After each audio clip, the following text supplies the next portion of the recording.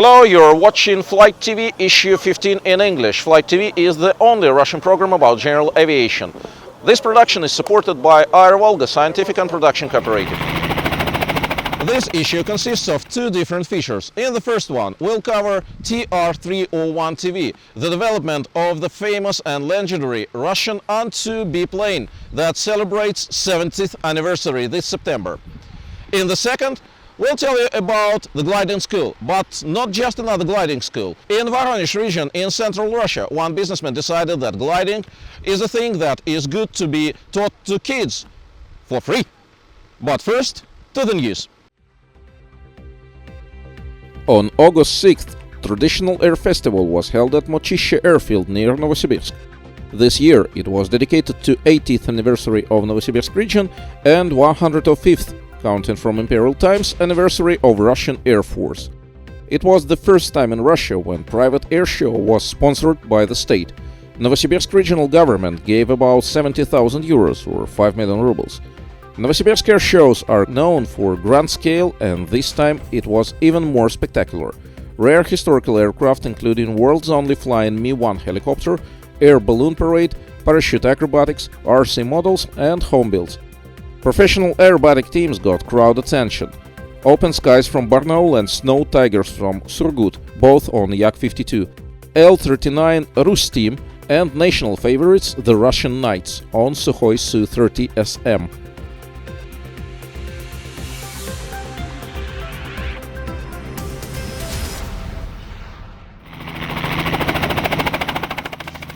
Russia's first monument to aircraft technician will appear at Levtsovo airfield near Yaroslavl. The project, along with the stepping stone, was unveiled during the Technoregion festival on August 5th. The statue itself will be opened on May 9, 2018, when Russia celebrates Victory Day.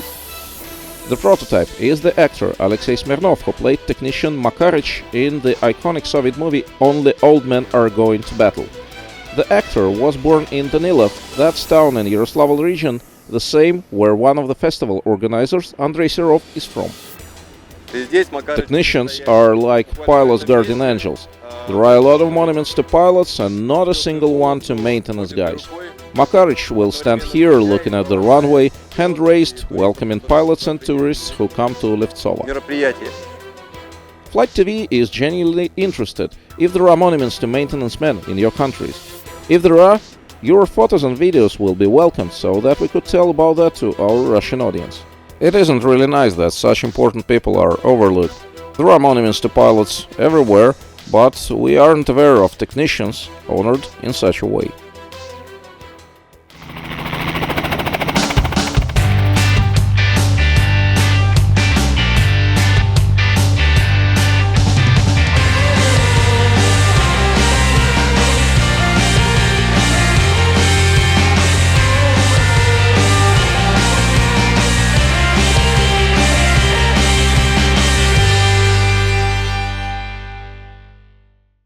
Anton of An-2, the famous biplane, celebrates 70th anniversary this September. Still, it's very popular, so one company from southern Russia decided to give it a new life, meet TR-301 TV. Probably everyone knows Anton of An-2, the all-round Soviet biplane that celebrates its 70th anniversary this September. Its production was over about 20 years ago, even in Poland and China, but for decades of global use, this plane proved itself irreplaceable. Still, the design is old and isn't up to 21st century standards, so several engineering teams around Russia work to give the famous workhorse a new life. One of them, Technoregion company from Yeisk in the south of Russia, not far from Krasnodar, has great experience using and servicing the original An-2.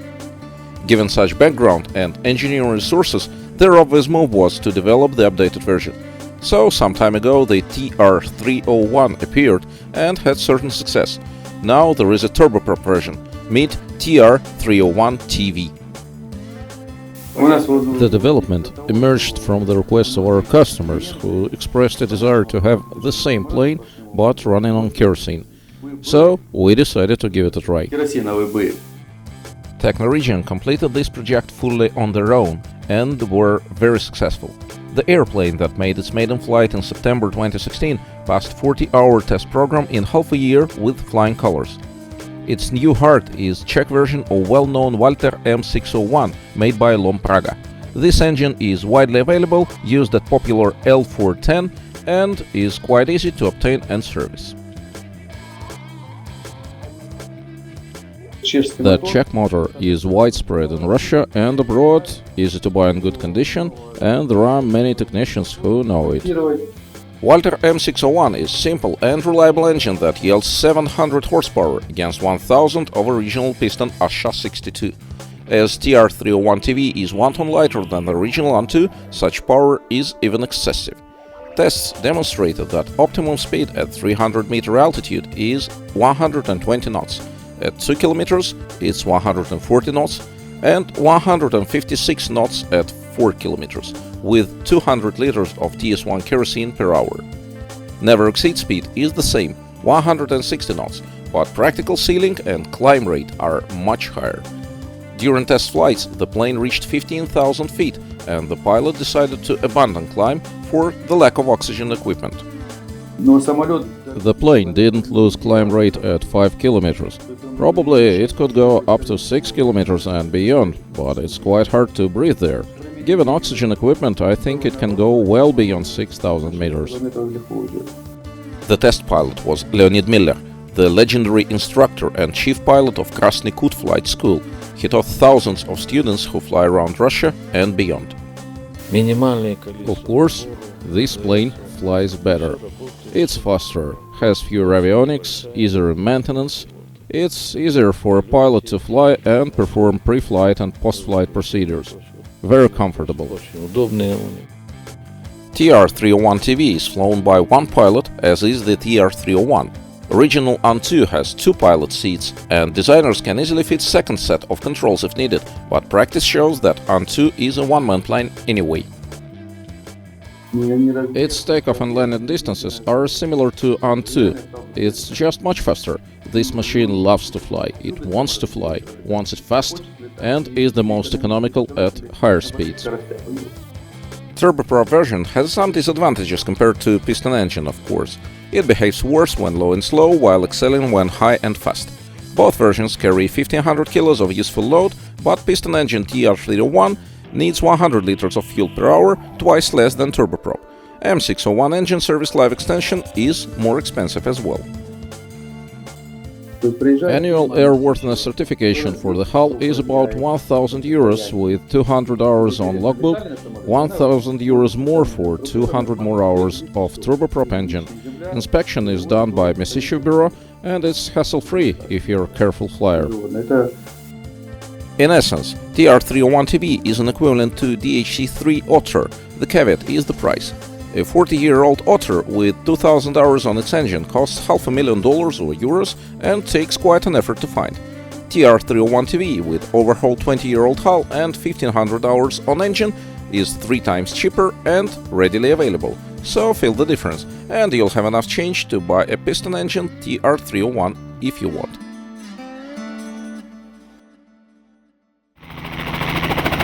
Teaching people to fly is surely a noble thing, and even more noble if you teach kids to fly. So, one businessman from Central Russia decided that any Russian kid under 18 deserves to be learned to fly for free. Glider is an engineless aircraft heavier than air that's sustained in flight by aerodynamic lift. Thanks to being relatively affordable, gliders were widespread in the Soviet Union since 1920s. In the second half of the last century, more than 1000 gliding schools and clubs of DOSAAF system taught tens of thousands of people across the USSR to fly Blanik and Yantar sailplanes. Times did change. Nevertheless, in Lipetsk and Voronezh regions in central Russia, the system is the same. School kids under 18 can learn to pilot glider for free. Instructor pilot from Sapsan Club comes to schools and invites 15-year-old boys and girls to taste the sky. Mr. Nitsovsky came to our school. We were all gathered at school hall. He told us about that, showed some glider videos. All that was really beautiful, and I decided to try it with my friends. To become glider pilots, teenagers need only 3 things: a desire, enough health to pass relevant medical tests, and an ability to process information. The latter is the most difficult thing. For the 4 years of this program, there were only 50 youth willing. Several had really poor health, and more than a half dropped out failing tests in theory, being either not smart enough or lacking motivation. They are pathologically unable to digest information, can't remember more than 3 sentences at a time. It's a mass effect these days. These kids aren't special, the majority are like that, as they call it, a mosaic thinking maybe. On summer, school kids who passed an exam in theory go to practical flight. Of 15 who wanted to become a pilot and passed physical, it's only 4 who got to the flight stage this year, 3 girls and 1 boy. No more losses expected though, because if one has a head on the shoulders, he or she can be taught. In gliding, you have little chance to be non-flying. Also, piloting helps adolescents to become adults psychologically. It's about decision-making, an ability to make decisions on your own, on time and based on available information only. That's the case when you can't get to a computer or peek into a connected tablet.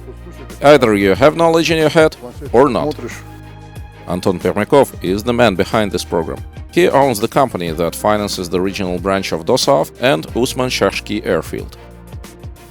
We teach cadets under 18 as Dosov because you can't otherwise teach minors to fly in Russia these days. Our task as Sports Flight Club is to give them a chance to look at the world from a different angle. There are much less cadets than we could teach. It's all paid by the company behind the club, but even for free, there are few willing people, very few. Only 15 school kids learned to fly at Usman in 4 years, and girls are the majority. Anton is clueless why girls want to fly more than young men. As for just 15 cadets, he is ready to teach more, but there are no willing ones. It's not about the money or lack of them. The problem is in lack of will, enthusiasm, motivation, you name it.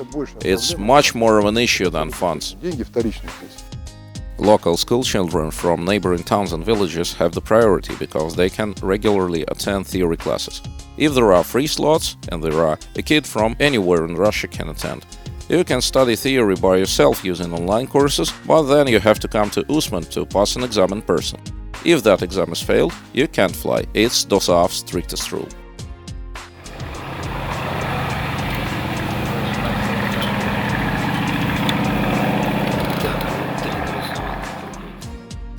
Accommodation in 2-bed houses and 3 daily meals also costs nothing to teen cadets.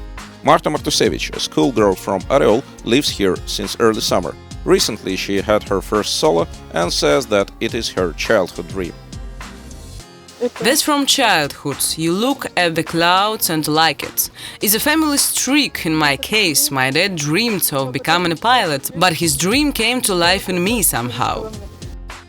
Until several years ago, Chekrygin was a spare Air Force strip that military gave away to Usman district administration because they didn't need it anymore. Then officials rented it out to Flight Club. Today is the biggest gliding airfield in Russia, with more than 30 gliders based permanently. Private pilots fly here too, including ones from Moscow. Sportsmen train here, Russian and international championships are held. Local farmers and villagers got used to gliders occasionally landing on neighboring fields and pastures. People often come when I'm outlanded. Usually they ask things like, am I alive? If I need an ambulance, it is fine. The plane fell down, didn't it break? I tell them no, it's alright, it didn't fall, it's meant to be like that. They ask if the wind is over, I tell yes, it's the wind. Adults can study at Usman Gliding Club as well, on their own expense though. The price is much less than for a plane and, of course, a helicopter. Full course of theory and 18 flight hours costs a little under $3,000 and it takes about 3 or 4 weeks. So it can be fit into standard yearly vacation, that is 28 days in Russia. Rent of comfortable 2-bed house is $32 a day. Tent spot is just under $2 a day. Meals are quite affordable as well. If it is still too expensive, even adults can become volunteers and learn to fly in exchange of doing whatever useful stuff at the airfield. Usman welcomes everyone who wants to become a glider pilot.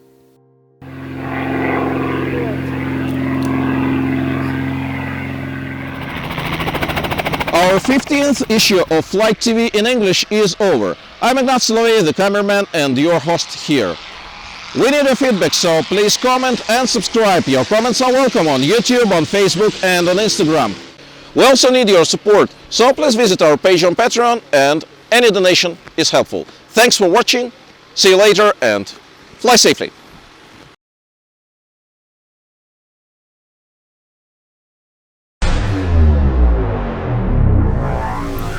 Включил, работает. Запускайся.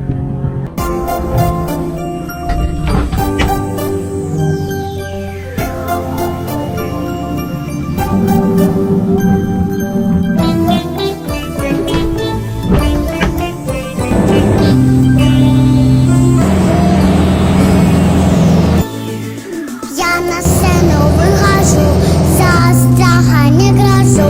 Вам легко смотреть из зала, как на сцене я дрожу. Ручка ходит не туда, ножка ходит не туда. Дядя Саша, хореограф, говорит, что не беда. Раз ладошка, два ладошка, я пока что не звезда. Если нравлюсь хоть немножко, вы похлопайте тогда. Раз ладошка, два ладошка, я пока что не звезда.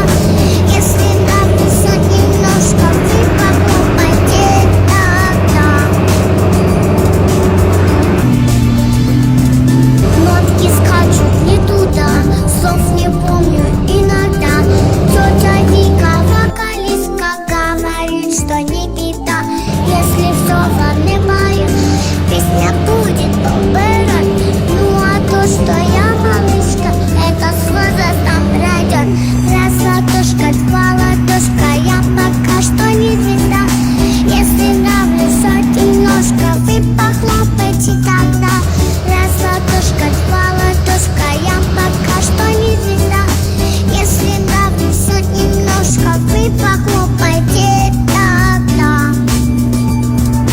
Раз ладошка, два ладошка, я пока что не звезда. Если нравлюсь хоть немножко, вы похлопайте тогда. Раз ладошка, два ладошка, я пока что не звезда. Если нравлюсь хоть немножко, если нравлюсь хоть немножко, вы похлопайте тогда.